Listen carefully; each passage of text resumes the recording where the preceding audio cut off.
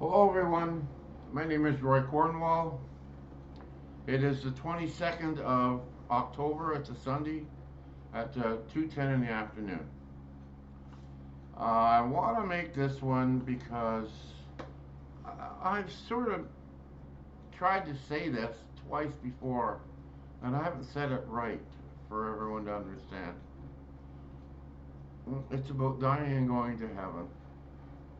Um, and everybody's going to die at one point and go to heaven. So um, when I died, uh, I knew I was going to die. Um, I got crushed by a tree, and I could feel the life running out of me. It's like on a downhill slide. You slide, and at the bottom is death. So you know you're going to die, and nothing you can do about it. You're headed there. Okay, the lights go out for me. 3 seconds later, all the lights came back on, and I was in an area of solid white. Solid white. Um, what happened through that process was when I died, the Holy Ghost has been within me my whole life. Came out of my body and held my hand and took me to heaven. He took me to heaven. This is what happens to all of us. Our Holy Ghost takes us by the hand. He's not inside you now. He's outside your body, but he takes you to heaven. That's important. Um, you get to heaven, and the Holy Ghost is there, and he's standing right beside you, uh, and you're there, and you're waiting for Jesus Christ.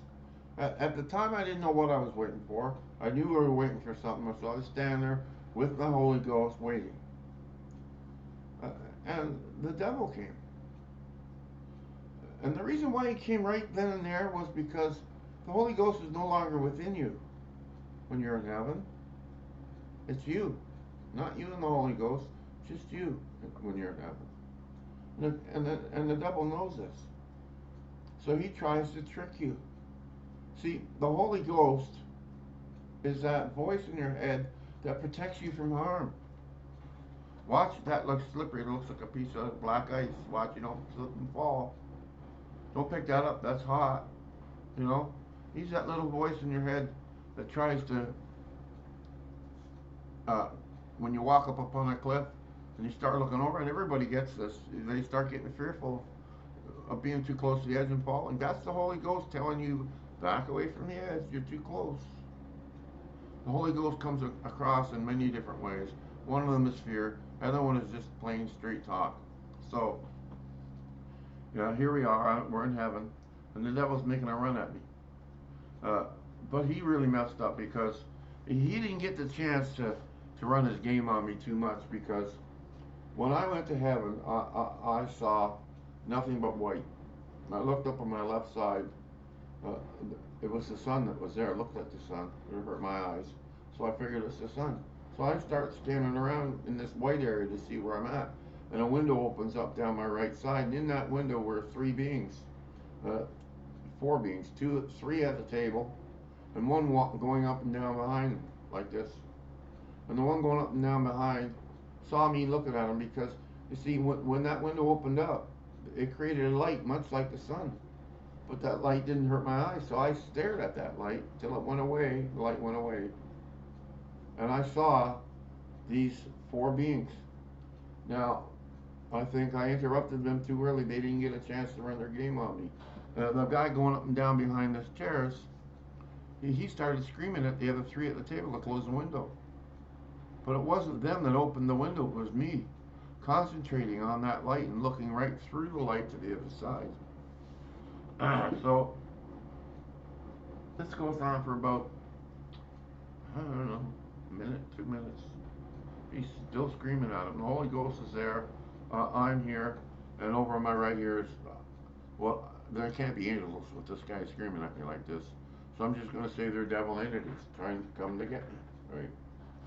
Now, the way this was supposed to work was, this alien, if I had been a smoker, he would have come over and offered me a cigarette, because the Holy Ghost's alarm system in you is not working. He's not in you anymore. He can't tell you, whoa, wait a minute, this guy's a bad guy. Like he tells you to step back from the cliff and to watch the ice is slippery. He can't do that anymore. He's not within you. This decision is totally yours up there. The devil will come to you, offer you a cigarette, start talking, next thing you know, you're in hell. You know, if you're a drinker, he'll offer you a drink, the next thing you know, you're drinking buddies and you're in hell. That's the way he does it. If you got a criminal record, he'll come to you and say, "Well, they were too hard on you. You shouldn't have been. You should have been able to do that and get out and not have, come with me. You come with me and live with us." And the next thing you know, you're in hell. Well, he didn't get that far with me because I interrupted him before he was ready, and I saw what he was really. He was screaming at these three. So I said to myself, "I'm not going anywhere with that guy." When I said that, the window closed and they went away, right? So here we are, standing in the white again. Holy Ghost and I'm saying to myself, I just want to know the truth. I just want to know the truth. And that's when Jesus came.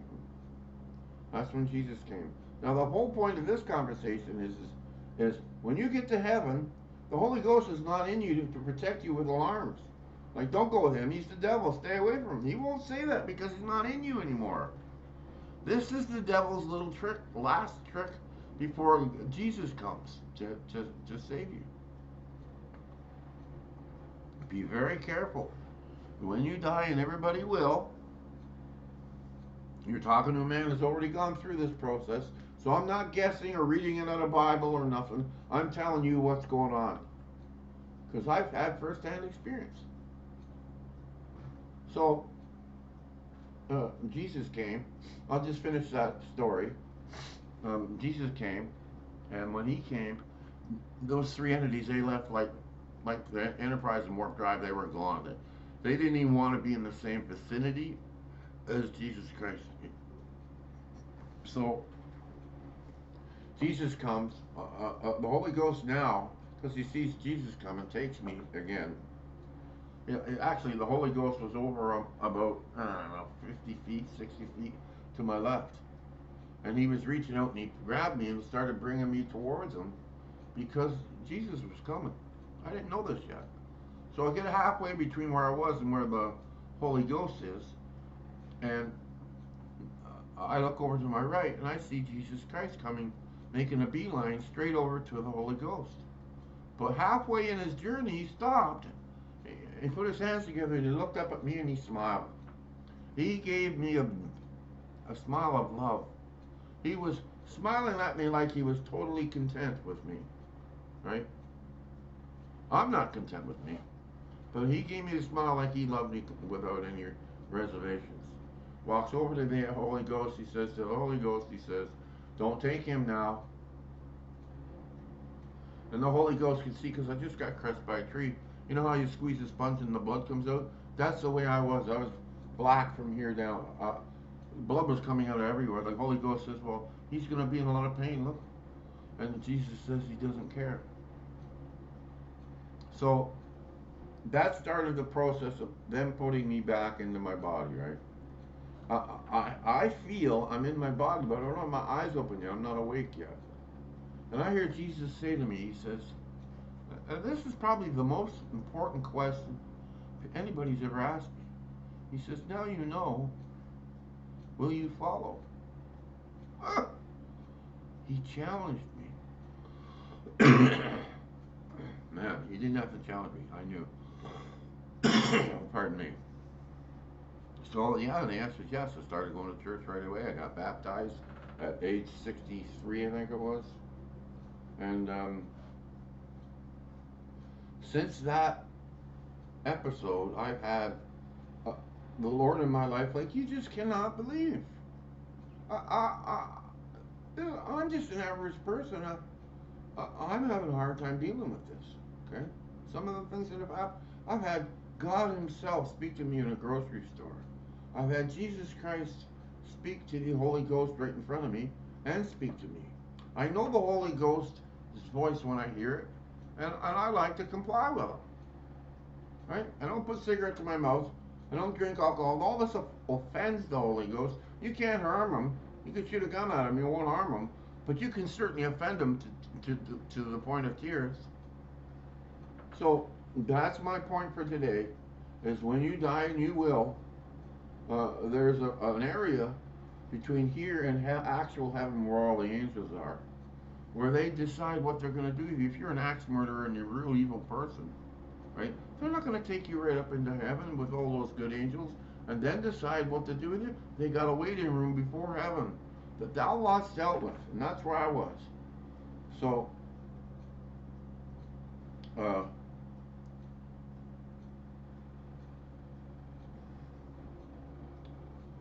be careful, okay?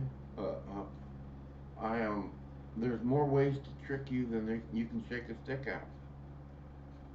But this is a very good way because you're a little bit confused because you don't understand why that little voice didn't warn you away from him. The Holy Ghost is not there. He's looking for God, and when Jesus is coming, he's 50 feet from you at that point if you're in that. I call it the waiting room. I don't know what other people call it. I don't care. I call it the waiting room. So, yeah. Um, Understand the Holy Ghost doesn't stay in you. When you die. Matter of fact, that's the only way you can get rid of a Holy Ghost out of you is to die. That's the only process. So, I've seen the armor of God. I've seen the armor of God, and I can't say that without giving you some kind of background. I was going in for a court case, so the day before I'm praying for protection, saying the 23rd Psalm. I really believe in the Lord standing right beside me when I pray this. And later on, I don't know how long it was after I prayed, but it might have been minutes. I'm looking out my window, and all of a sudden, all that goes away like a daytime vision. And I can see me walking down a path, and there's this big round blue ball. Oh, I don't know, 25 feet across, 30 feet big, and it's blue. I couldn't help myself. I was like a fly to a flame. I walked right into it. It was like I walked right into it. When I went into it, I went, oh, it was the most calming and protective feeling I've ever had in my life. Well, I'm in there for about maybe, I don't know, 30 seconds, and all that goes away. I'm back in my chair again, right? Next day, the court case comes, it gets thrown out. Armor of God protected me again there. So just recently, the last set of court cases comes, and I'm praying to the Lord again for protection, right? What happens? That case gets thrown out of court. That case got thrown out of court as well. The armor of God actually works, and if you've been good enough, you'll actually see it. I've heard the voice of God himself. And this is the part that really freaks me out. I don't expect you to believe me, but one day, when you're in need or you've done something good or, changed your life around from being an axe murderer to being, going to church every day and believing in the Lord and praying every day, then you might hear him. I was in a grocery store. I paid for a man's juice. It was only $3, $4, $5 maybe, right? He didn't have enough money to pay for it, and the cashiers and people were being mean with him. He looked like a street guy. He was dirty, scrubby beard down here, little guy, right? Old. So I got mad at the situation that he didn't have. He wasn't going to get something to drink. So I went over and I paid for his juice, and I never said nothing to nobody. I just paid for the juice, and I walked back to where I was putting my groceries in. And while I'm walking back, I realized, the cash register people didn't say thank you like they normally do when you pay for something. And he didn't say thank you either. So on the way back, I'm saying to myself, well, I didn't do it for a thank you. That's the last words I remember saying to myself. I didn't do it, but because I wanted to be thanked. Turned around, faced the other way, started putting my groceries in my bag, and that's when the Lord talked to me. He said, did you do that for me? Now, although I've never talked to the Lord or heard his voice before, I knew it was him. Now, how did I know it was him? Because he came across as an omnipotent, correct, perfectly correct being. It sounds like it's an angry voice, but it's not. He's just so large and omnipotent. You know, you can't expect a bear to make noises like a human does, a nice soft human. No, he's gonna growl. He's gonna make grunts, big grunts. He's gonna be a bear. Well, he's a god. And when he said to me, "Will you?" He says, "Did you do that for me?" Right? And I panicked a bit in my mind. Right? I said, "I gotta tell him the truth. And I can't." What I meant by that was, is I wasn't purposely gonna lie to him. But you know, sometimes you say things and they come out the wrong way or whatever. I said, I gotta tell them the truth here. And I said to him, I said, "No, Lord, I didn't do it for you. I did it because he's my fellow man and I love him." Never heard another thing from the Lord. Not another thing. Right? I said to myself as I'm going to that grocery store, I said, did I just say no to the Lord? Now I'm worried, right? So on the way home, my bicycle breaks, an electric bike. I think broken so many times it's given me a stroke this scene. So, make a long story short, someone comes out of the blue with a new motor and rear wheel for my bike. Out of the blue. And this motor was worth $1,500. So after I get the parts in my living room, I'm sitting there just like I am now, and I'm looking at them and I'm saying, what prompts someone to come out of nowhere and give me the pieces that solve my biggest problem?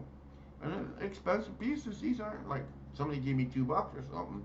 This is the rim, the motor on the rim, and all the parts necessary to put it on.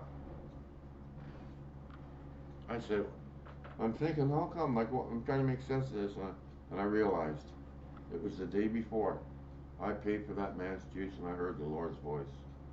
I was stunned. Now I don't expect God to give you $1,500 every time you do good. That's not what I'm saying here. He knew I was in trouble, and he helped me, like I helped that man. That's what happened there. These events, all these really crazy events happened to me. I'm blown away. I'm only an average guy. I'm an auto mechanic from Toronto, Ontario, okay? I don't know the Bible. I've never read the Bible. I was going to church for 8 years. I still don't read the Bible. I go to Bible class. I listen to the people, what they say it is. But I don't read it because I'm going to get the wrong impression. I don't want nothing to come between what the Lord gave me in that episode and and the Bible. I don't want the Bible to interfere with that. So, I'm not saying anything's wrong with the Bible. It's just not right for me. Because I don't work on faith. I work on fact. It's fact for me. And I don't need the Bible over faith. I'm past that. Faith is for when you haven't seen and you don't really know, but you still believe. Well, I know for a fact. So, people in the church don't understand this. You know? So, how come when we go to Bible study and the pastor asks questions, I get all the questions correct. Nobody else knows. People who read the Bible don't understand what he's asking. But I get them right every time. So the download that the Lord gave me is the correct one. And because I'm hypersensitive, I've put words to what happened to me when I went to heaven. So this is the warning. If you're in doubt at all when you get to heaven, to that waiting room, just put your hands in your pocket and wait, because Jesus is gonna come. I would say no every time. I would say no right away, because you don't know. These bad guys, they tried to make it look like they were angels. I didn't see any wings, but they glowed, just like the Holy Ghost glowed. They glowed. I think that's what happens when you get in that environment and you've got these supernatural powers. You glow. But they tried to make it look like they were angels, and they weren't. So don't get tricked. Don't be fooled. Don't be fooled. Your Holy Ghost won't try and warn you off, because he's no longer within you. This is all on you. And this is why I'm speaking to you right now. Please don't go to hell by mistake, okay? Wait for Jesus to come. If even when you think it's an angel, it might not be. It might be the devil. So, when you get to heaven, you're in the waiting room, pray for Jesus. Ask for Jesus to come. Say the 23rd Psalm of protection. And everybody will leave you alone except for Jesus and your Holy Ghost will be remaining. So, I thought that's pretty important, but I can't think of a more important message that I can give you guys right now. All of this is not for me. All of this is for you. I don't make $1 on this. I don't ask you to like or subscribe or anything like that because it's not about me. It's about you guys. Stay safe, everyone. Wait for the Lord. Blessings. Bye-bye.